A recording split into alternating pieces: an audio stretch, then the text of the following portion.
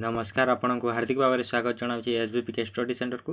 यह भिडियो आम ओएसयू ओडिशा राज्य मुक्त विश्वविद्यालय ओडिया स्नातकोत्तर प्रथम सेमिस्टार जो एप्रिल जो ऑफलाइन मोड रे एग्जाम होगा जाऊँगी टर्म एग्जाम तार केते गुड़े सिलेक्टिव क्वेश्चन आलोचना करबा एमए ओडी 2, 3, 4 ए भिडियो आम आलोचना करबा तार सिलेक्टिव क्वेश्चन।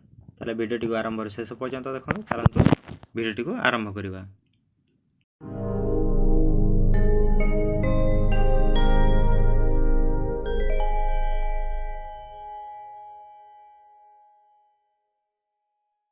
प्रथम आम MA OD 2 term end examination offline selective question 10 और 15 मार्क विशिष्ट प्रश्नोत्तर आलोचना करबा। प्रथम आम एमए ओडी 2 आलोचना करबा।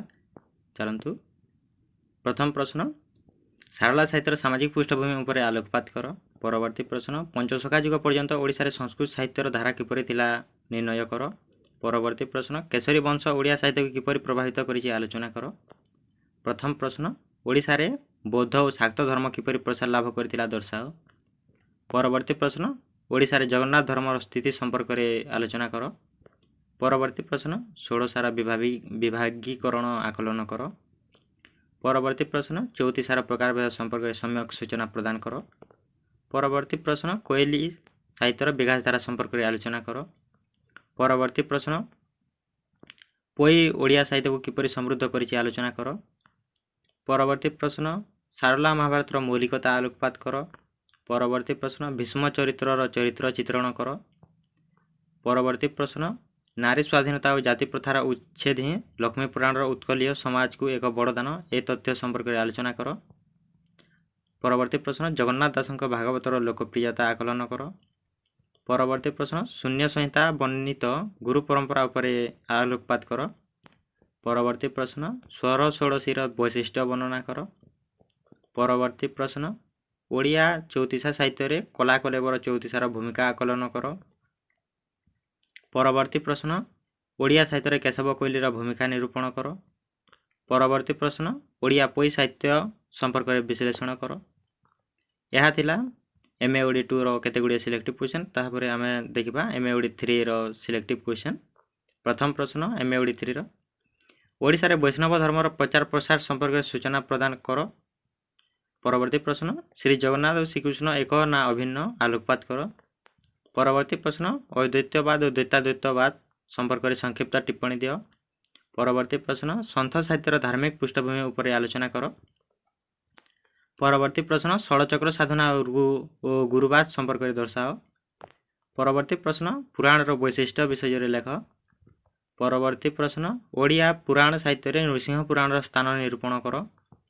परवर्ती प्रश्न प्रेम भक्ति ब्रह्मगीतार विशेषता विचार कर। परवर्ती प्रश्न हेतु उदय भागवत ग्रंथर नामकरण सार्थकता प्रतिपादन कर। परवर्ती प्रश्न ओडिया साहित्यर प्रथम नारी कवि भावे माधवी दास कवि प्रतिभार आकलन कर। परवर्ती प्रश्न समाज सह साहित्यर किभली संपर्क रही उपस्थापन कर।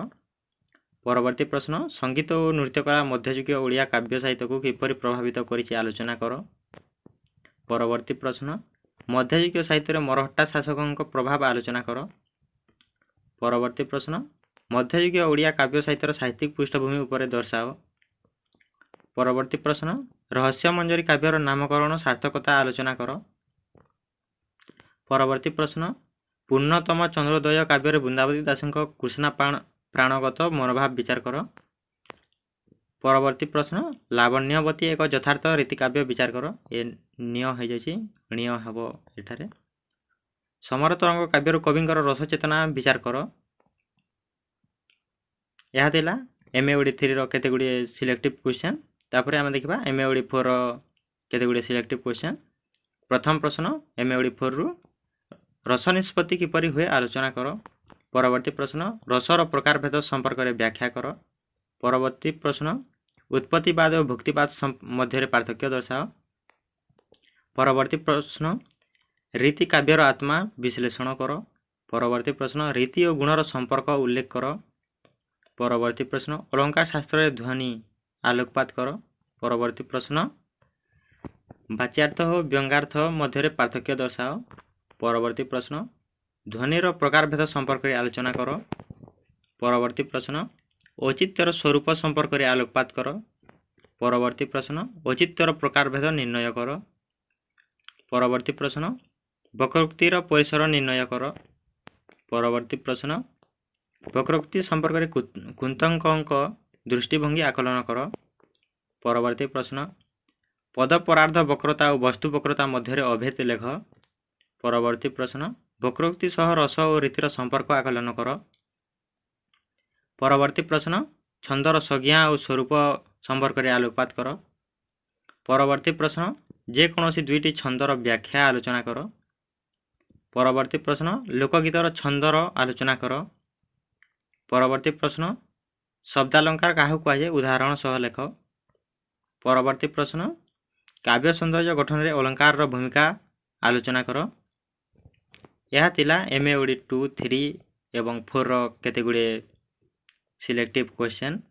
ତାହେଲେ ଆପଣଙ୍କୁ ଭଲ ଭାବରେ ପଢ଼ିବାର ଅଛି ଏବଂ ଏକ୍ଜାମ୍ରେ ଭଲ ମାର୍କ ରଖି ଉତ୍ତୀର୍ଣ୍ଣ ହୁଅନ୍ତୁ।